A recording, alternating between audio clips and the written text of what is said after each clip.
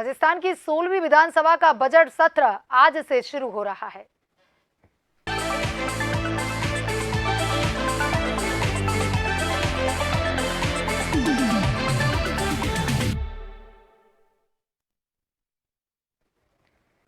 राजस्थान की 16वीं विधानसभा का बजट सत्र बुधवार से शुरू हो रहा है। सदन की कार्यवाही को लेकर के पक्ष और विपक्ष दोनों ही दलों ने अपनी अपनी रणनीति तैयार की है।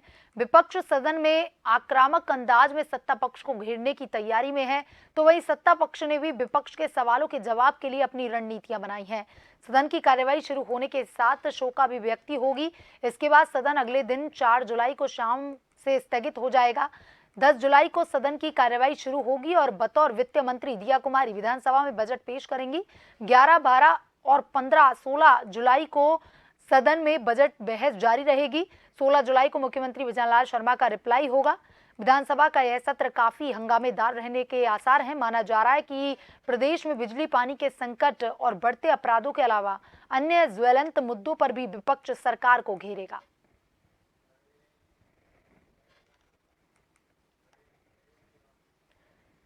सोलहवीं विधानसभा का दूसरा सत्र आज से सुबह 11 बजे शुरू हो जाएगा और विधानसभा की ये कार्यवाही आज से शुरू होने वाली है। सबसे पहले विधानसभा अध्यक्ष वासुदेव देवनानी शपथ दिलाएंगे। वहीं बागीदौरा उपचुनाव में जीते जयकृष्णा पटेल को शपथ दिलाई जाएगी। प्रमुख सचिव विधानसभा राज्यपाल से 3 विधायकों की सदन में जानकारी देंगे। मुख्य सचेतक जोगेश्वर गर्ग कार्य रखेंगे। सलाहकार समिति का तीसरा प्रतिवेदन सदन में 12 विभूतियों के निधन पर भी शोकाभिव्यक्ति की जाएगी।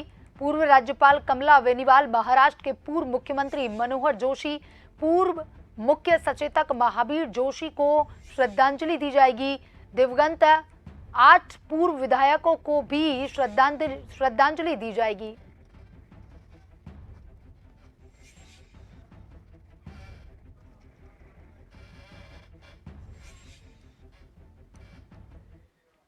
और इसी खबर पर ज्यादा जानकारी के साथ हमारे संवाददाता विवेक शर्मा हमसे लाइव जुड़ चुके हैं। विवेक, आज विधानसभा 16वीं विधानसभा का दूसरा सत्र आज से शुरू होने जा रहा है।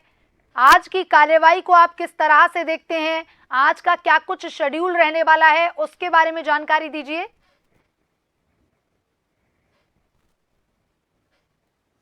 तो देखिए, राजस्थान की 16वीं विधानसभा का दूसरा सत्र आज से शुरू हो रहा है। सुबह 11 बजे सदन की कार्रवाई शुरू होगी और इस सत्र के दौरान पूर्ण बजट जो है वो राजस्थान का आएगा। तो ये कहा जा सकता है कि अहम रूप से बजट सत्र माना जा सकता है, क्योंकि पूर्ण बजट जो है इसी सत्र में राजस्थान का आने वाला है। 11 बजे सदन की कार्रवाई शुरू होगी और सदन की कार्रवाई के साथ ही स्पीकर जो है वो नवनिर्वाचित एक सदस्य को शपथ ग्रहण कराएंगे। इसके बाद विधानसभा के प्रमुख सचिव महावीर प्रसाद शर्मा जो है सदन की मेज पर पत्रादि रखेंगे और उसके बाद मुख्य सचेतक जोगेश्वर गर्ग जो है वो कार्य सलाहकार समिति के प्रतिवेदन जो है उसका उपस्थापन सदन में करेंगे। जिसके बाद दिवंगत सदस्य जो है उनके निधन पर शोकाभिव्यक्ति सदन में जो है पेश की जाएगी और उसके शोकाभिव्यक्ति के बाद सदन की कार्रवाई को अनिश्चितकाल के लिए आगे जो है स्थगित कर दिया जाएगा। माना जा सकता है कि दूसरे सत्र के दौरान जो है अब 4 जुलाई शाम तक के लिए सदन स्थगित होगा और 10 जुलाई से तो बतौर वित्त मंत्री प्रदेश की वित्त मंत्री जो दिया कुमारी है सदन में बजट पेश करेगी। बजट के साथ ही फिर सदन की कार्रवाई को जो है स्थगित किया जाएगा और 11 और 12 जुलाई को बजट पर जो है बहस होगी। जिसके बाद 15 और 16 जुलाई को फिर बजट पर बहस होगी। तमाम सदस्य जो है बजट पर अपने बात रखेंगे। जिसके बाद 16 जुलाई को देर शाम मुख्यमंत्री विजयलाल शर्मा जो है वो बजट पर रिप्लाई पेश करेंगे। ये माना जा सकता है कि सदन की कार्रवाई जो है काफ़ी हंगामेदार रह सकती है, क्योंकि लगातार प्रदेश में जिस तरह की बिजली और पानी की कमी सामने आ रही थी, बिजली संकट गहरा आ रहा था, पानी की किल्लत प्रदेश में सामने आ रही थी और विपक्ष लगातार इन मुद्दों को लेकर सरकार पर हमलावर रहा था। साथ ही महिला अपराधों अगर देखी जाए, साथ ही अपराधों में वृद्धि प्रदेश में देखी जा रही थी। अपराध के मुद्दे पर लगातार जब भाजपा विपक्ष में थी तो पूर्व सरकार के कार्यकाल के दौरान सरकार को घेर रही थी। अब ये माना जा सकता है कि कांग्रेस विपक्ष में और कांग्रेस पार्टी अब सदन के भीतर और बाहर जो है सरकार को इन मुद्दों पर घेर सकती है। सदन के भीतर सरकार को घेरने के लिए रणनीति जो है विपक्षी ओर से तैयार की गई है। सदन में किस तरह से एकजुटता जो है विपक्ष दिखाएगा और किस तरह से सरकार को घेरेगा, इसको लेकर रणनीति बनाकर तमाम सदस्यों को जानकारी दी गई है। वहीं कांग्रेस सदस्यों की ओर से सदन के भीतर जो सवाल मंत्रियों से पूछे जाने हैं उसको लेकर के किस तरह की रणनीति कांग्रेस की बनाई गई है, इसी रणनीति को देखते हुए सत्ता पक्ष भी जो है पूरी तरह एकजुट नजर आ रहा है। कल भाजपा विधायक दल की बैठक हुई थी और विधायक दल की बैठक में तय किया गया था किस तरह से विपक्ष के हमलों का जो है मुंहतोड़ जवाब दिया जाना है सदन में, उसको लेकर के तमाम सदस्यों से चर्चा की गई थी। मंत्रियों से विपक्षी ओर से जो सवाल लगाए गए थे उन सवालों का किस तरह से मजबूती के साथ जवाब देना है, साथ ही अगर विपक्ष सरकार को घेरने के लिए हमलावर होता है तो उसका किस तरह से तमाम सदस्य एकजुट होकर सदन के भीतर उपस्थित रहकर उसका जवाब दे सकते हैं। ऐसे तमाम मुद्दों को लेकर के सत्ता पक्ष और विपक्ष की ओर से रणनीति जो है पहले से तैयार कर ली गई है। ये जरूर माना जा सकता है कि 16वीं विधानसभा का दूसरा सत्र होगा, ये हंगामेदार रह सकता है और हंगामे के पूरे आसार इसमें नजर आ रहे हैं क्योंकि विपक्ष जो है सरकार को पूरी तरह से घेरने के मूड में पहले ही नजर आ रहा है। जी विवेक, देखिए अगर विधानसभा चुनाव की बात करें तो विधानसभा में बीजेपी का पलड़ा भारी रहा था, लेकिन अगर लोकसभा चुनाव की बात करें तो इसमें सहयोगी दलों के साथ कांग्रेस जो है 11 सीटें यहां पर जीत कर आई है और 14 बीजेपी के पास हैं। तो ऐसे में क्या लगता है कि विपक्ष का जो मनोबल है वो भी इस सत्र में थोड़ा बढ़ता हुआ देखा जाएगा?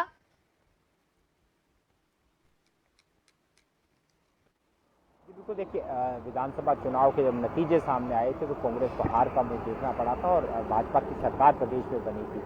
उसी समय से कांग्रेस जो है को विपक्ष मानकर लगातार सरकार को घेरने की काम अब तक करता आया है। प्रदेश में बिजली संकट का मुद्दा हो, चाहे पानी की किल्लत का मामला हो या फिर अन्य कोई मुद्दे हो, लगातार युवाओं के भविष्य के साथ खिलवाड़ करने के आरोप लगाते हुए विपक्ष जो है सरकार को घेरता हुआ नजर आ रहा है। इसी बीच जब लोकसभा चुनाव के परिणाम सामने आए हैं, कांग्रेस को आशा से कहीं ज्यादा सीटें इस बार मिली है, तो प्रदेश में ऐसे में कांग्रेसी कार्यकर्ता और नेता जो है काफी उत्साहित नजर आ रहे हैं और जरूर माना जा सकता है कि लोकसभा चुनाव के बाद जो संजीवनी कांग्रेस पार्टी को मिली है उससे अब कांग्रेस पार्टी का मनोबल बढ़ा है और ये जरूर माना जा सकता है कि सदन के भीतर और बाहर अब पूरी तरह कांग्रेस पार्टी जो है वो सरकार को घेरती हुई नजर आ रही है। लगातार सरकार पर हमलावर कांग्रेस के नेता नजर आ रहे हैं, तो इसी का तस्वीर जो है आज से विधानसभा में भी देखने को मिलेगी, जब लगातार सदन के भीतर सरकार को घेरने की रणनीति जो कांग्रेस पार्टी की ओर से बनाई गई थी, विपक्ष के तौर पर अब कांग्रेस पार्टी लगातार सदन के भीतर जो है सरकार को घेरती नजर आएगी।